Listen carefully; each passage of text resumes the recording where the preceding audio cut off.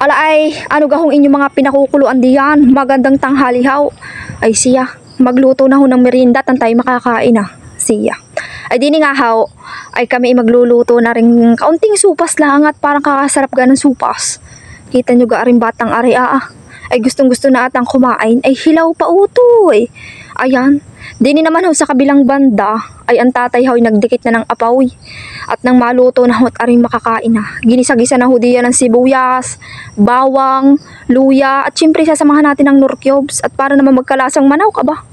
Ayan, ginisa na rin ho din ng tatay sinangkot siya na rin ho aring makarunay.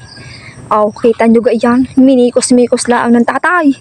Aw, tapos naman ho din sa kabila ay ako'y sinangkot siya ko na ho aring atay at hindi po pwedeng isasama nyo agad gaon at baka aring malubsak. Ay siya, durog-durog na yan.